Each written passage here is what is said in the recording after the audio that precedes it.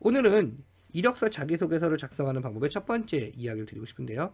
그건 뭐냐면, 자, 서론, 본론, 결론이라는 얘기를 드리고 싶습니다. 자, 우리가 일반적인 글을 작성할 때 어떻게 쓰죠? 서론, 본론, 결론. 내가 하고 싶은 이야기를 시작하고요. 하고 싶은 이야기를 구체적으로 정리하고요. 본 이야기를 통해서 말하고자 하는 핵심을 정리한다. 이것이 약간 서론, 본론, 결론의 방법인데요. 자, 취업, 입사 서류는 다릅니다. 입사 서류의 서론, 본론, 결론은 좀 다른 방향으로 보아야 합니다. 왜냐하면요. 혹시 여러분들 많이들 들었던 얘기일 겁니다. 인사 담당자, 대기업의 인사 담당자가 1년에 수천 명, 수몇 명의 이력서를 보거든요. 그러면 꼼꼼히 볼까요? 아니면 대충 넘겨볼까요? 정말 대충 넘겨본다는 이야기 정말 많이 들어보셨죠? 이유는 뭐냐면 그들은 시간이 없어요. 그 이력서를 다 볼 수 있는 시간이 없기 때문에 그냥 그만한 친구들을 중에 그냥 눈에 띄는 사람들을 먼저 선택하게 합니다. 아니요, 그냥 일단 아무리 뭐 지금 현재 스펙타파라 그런 게 있다고 해도 어쩔 수 없이 기본적인 스펙을 보고 뽑거든요. 아니면은 딱 이력서 자기소개 봤을 때 내 눈에 띄는 사람을 선택을 합니다. 자, 그렇다면 짧은 시간 안에 이 사람들의 이력서 자기소개가 선택받을 수 있게끔 하는 방법이거든요. 그런데 서론하고 본론하고 우리가 하고 싶은 얘기는 결론이잖아요. 결론은 언제까지 끌겠습니까? 그래서 나온 방법이 뭐냐면 결론, 사례, 결론. 저는 SDS라고 인사람 교육하시는 분들은 SDS라고 합니다. S, 서머리, 그 다음에 디테일, 서머리에서 서머리, 나는 어떤 사람이다. 역량을 가진 사람이다. 딱 결론을 딱 내줘야 돼요. 두 번째, 사례를 통해서 그 역량이 있음을 증명하고요. 마지막으로 역량을 통해서 회사에 이런 기여를 하겠다라는 결론을 내는 거죠.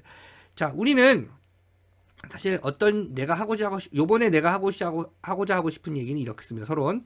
그걸 본론을 얘기하고 결론으로 난 그래서 교로 어떤 사람이다 라는 이런 결론을 내는데 이것이 아니라 서론, 본론, 결론이 아닌 SDS. 결론 내고요. 사례, 그리고 결론. 결국은 서론이 없어야 되는 게 이력서 자기소개서의 특징이라고 보시면 됩니다.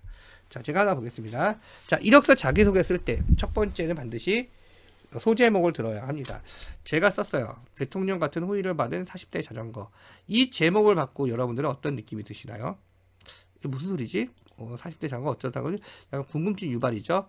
자, 이런 부분은 제가 나중에 다루도록 하고요. 제가 드리고 싶은 얘기는 이겁니다. 대학생 40명이 3박 4일 동안 서울에서 부산까지 자전거로 일주했던 행사를 기획하고 진행했던 경험을 가지고 있습니다.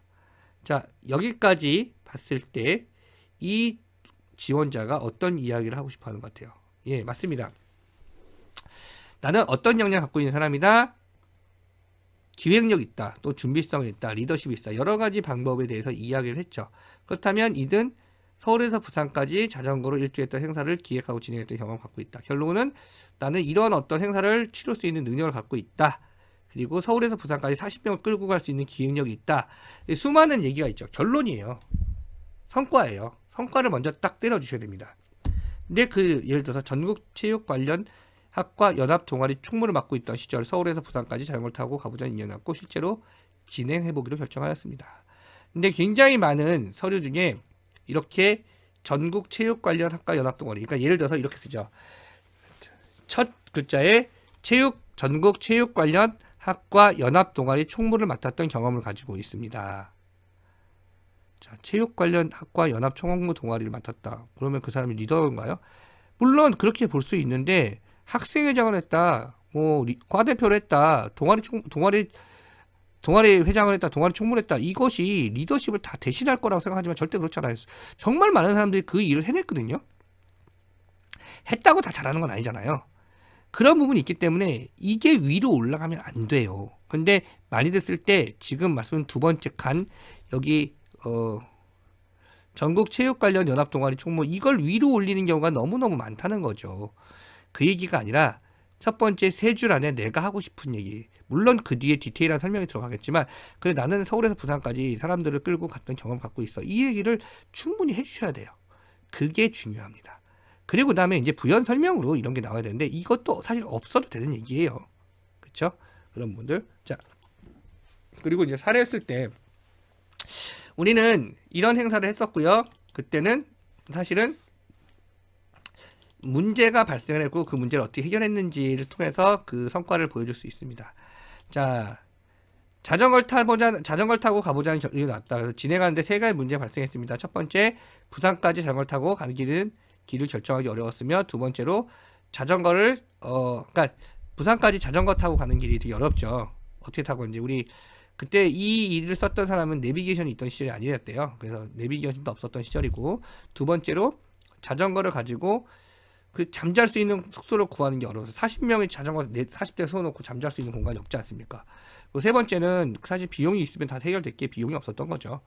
자, 이 세 가지 문제가 발생했습니다. 이 문제를 어떻게 해결할까요? 그러면은 마지막으로 두 번의 답사를 통해서 가장 좋은 자전거 코스를 발견했대요. 자, 중요한 거는 자동차를 끌고 두 번 답사, 국도로 왕복을 했답니다. 왔다 갔다. 총 한 번 내려가는데 국도로 부산까지 내려가는데 12시간 걸린대요. 왕복으로 24시간, 48시간을 운전해서 왔다 갔다 하면서 실제로 자전거라면 이렇게 어떻게 갔을까라는 길을 쭉 가기까지 시작했었고요. 그때 당시에 진행을 어떻게 했었냐면, 실제로 자전거가 쉴 수 있는 길을 이제 체크하려다 보니까 자전거 속도가 시속 20km라는 감안을 해서 어떤 구간에서는 쉬는 공간을 찾기 위해서 20km를 달려서 1시간 동안 갈 수 있는 거리마다 체크한 적도 있다고 합니다. 그래서 쉬는 시간 장소로 자전거 쉬는 장소도 체크했고요. 그리고 방학기간이라는 점을 이용해서 그 국도를 가다 보니까 초등학교 운동장들이 있었거든요.